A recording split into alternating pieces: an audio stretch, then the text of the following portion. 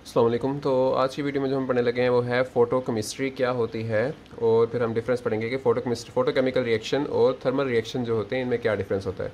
तो ये सब टॉपिक्स हम आज की इस वीडियो में कवर करने वाले हैं। तो फ़ोटोकेमिस्ट्री क्या होती है, जैसे कि नाम ज़ाहिर कर रहा है फ़ोटो, ठीक है। फ़ोटो का मतलब क्या होता है? फ़ोटो का मतलब होता है लाइट, और फोटो केमिस्ट्री मतलब ऐसी केमिस्ट्री जो लाइट के साथ डील करती है। तो it is the study of reactions that are initiated by means of light. अब फोटो केमिस्ट्री क्या होती है? स्टडी ऑफ द रिएक्शंस, ऐसे रिएक्शंस की study that are initiated by means of light. ऐसे रिएक्शंस जो लाइट से इनिशिएट होते हैं, उन रिएक्शंस की स्टडी को हम क्या कहते हैं? फोटो केमिस्ट्री, ठीक है। अब इनिशिएट मतलब स्टार्ट होते हैं ना, ऐसे रिएक्शन जो लाइट से स्टार्ट होते हैं उन्हें हम कहते हैं, मतलब वो उन सब की स्टडी को हम फोटो केमिस्ट्री में पढ़ते हैं। तो मोस्ट फेमस एग्जांपल हमारे पास फोटोसिंथेसिस है ना। फोटोसिंथेसिस क्या होता है? हमारा जो प्लांट होता है वो लाइट एब्जॉर्ब करता है, लाइट एब्जॉर्ब करने से वो कार्बन डाइऑक्साइड और वाटर को किस में तब्दील करता है? कार्बोहाइड्रेट्स में, ठीक है। और यही कार्बोहाइड्रेट्स होते हैं जिसकी वो जो प्लांट होता है जिससे वो एनर्जी हासिल करता है, ठीक है। अब फोटोकेमिस्ट्री में पढ़ लिया कि ऐसे रिएक्शन जो लाइट डिपेंडेंट होते हैं, जो लाइट से इनिशिएट होते हैं, तो सब हम फोटोकेमिस्ट्री में पढ़ते हैं। अब हम पढ़ने लगे हैं कि हमारे पास फोटोकेमिकल रिएक्शंस और थर्मल रिएक्शंस, ये जो दो तरह के जो रिएक्शंस होते हैं ना, उनमें डिफरेंस क्या होता है बेसिक। तो थर्मल रिएक्शन जो होते हैं ना, जैसा कि नाम जाहिर कर रहा है, थर्मल मतलब हीट।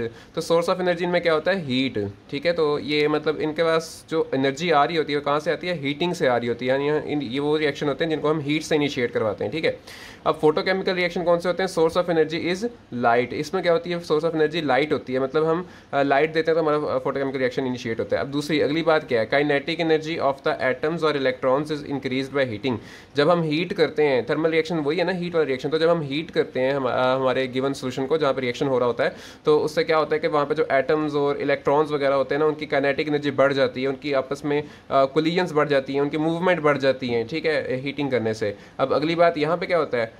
मतलब यहाँ पे क्या होना है कि जब हम हीट प्रोवाइड करते हैं तो हमारी काइनेटिक एनर्जी बढ़ती है, लेकिन लाइट रिएक्शंस में क्या होगा? फोटोकेमिकल रिएक्शंस में क्या होगा कि हमारे पास एमिशन और excitation of electron takes place by means of light. यानी जो लाइट होती है वो क्या करती है? या तो एमिशन कराती है या तो एक्साइटेशन कराती है इलेक्ट्रॉन्स की, ठीक है। तो ये था हमारा सेकंड डिफरेंस के सेकंड डिफरेंस में जो है हीटिंग से काइनेटिक एनर्जी बढ़ती है, और लाइट से क्या होता है? एमिशन या एक्साइटेशन होती है इलेक्ट्रॉन्स की। अगली बात क्या है कि हमारे पास thermal reaction is accompanied by decrease in free energy of a system. हमारे पास जो होते हैं थर्मल रिएक्शंस ना, उनमें क्या होता है? फ्री एनर्जी डिक्रीज होती है, decrease in free energy of system, ठीक है। और जबकि जो फोटोकेमिकल रिएक्शन होते हैं उसमें क्या होते हैं? A number of photochemical reactions are known which involve an increase in free energy of the system. यानी इसमें क्या होना है? हमारे पास थर्मल रिएक्शन में फ्री एनर्जी डिक्रीज होनी है, और इसमें फोटोकेमिकल रिएक्शन में क्या होना है? हमारे पास फ्री एनर्जी इंक्रीज होनी होती है, ठीक है। अब अगली बात क्या है हमारे पास?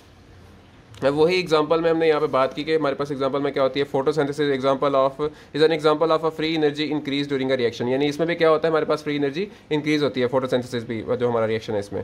अब अगली बात क्या है कि rate of these reactions can be increase with increase in temperature. यानी कि जो ये जो रिएक्शन होते हैं ना, थर्मल रिएक्शन, जब हम इनको हीट देते हैं तो इनका रेट ऑफ रिएक्शन भी क्या होता है? बढ़ जाता है, ठीक है।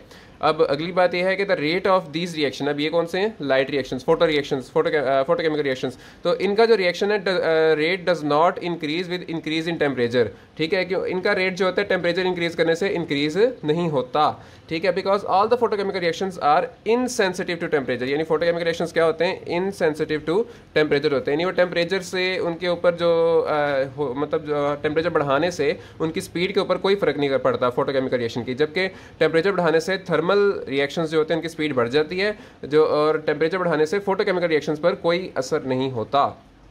अगली बात है, पांचवा पॉइंट हम जो पढ़ने लगे हैं कि these reactions mostly follow the ionic mechanism. इसमें क्या होते हैं? इसमें आयंस बन रहे होते हैं और आयोनिक मैकेनिज्म होता है सारा। जबकि ये जो होते हैं these reactions follow the free radical mechanism. ये कौन सा होता है? Free radical mechanism. इसमें फ्री रेडिकल की इन्वॉल्वमेंट होती है। यानी कि हमारे जो फोटोकेमिकल रिएक्शन है ना, उसमें फ्री रेडिकल मैकेनिज्म होता है, फ्री रेडिकल्स इन्वॉल्व होते हैं। जिस तरह आप लोगों ने वो पढ़ा होगा ना, मीथेन का क्लोरीन के साथ reaction in the presence of sunlight, है ना। मीथेन का क्लोरीन के साथ reaction in the presence of sunlight to form tetrachloromethane. तो उसमें भी फ्री रेडिकल्स इन्वॉल्व होते हैं, ठीक है। अच्छा, तो अगली बात है, जो थर्मल रिएक्शन होते हैं ना वो हमारे स्लो होते हैं, ठीक है। Thermal reactions is slow. ये छठा पॉइंट जो है हमारा वो ये कहता है कि थर्मल रिएक्शंस आर स्लो, और जबकि फोटोकेमिकल रिएक्शंस क्या होते हैं? फास्ट होते हैं।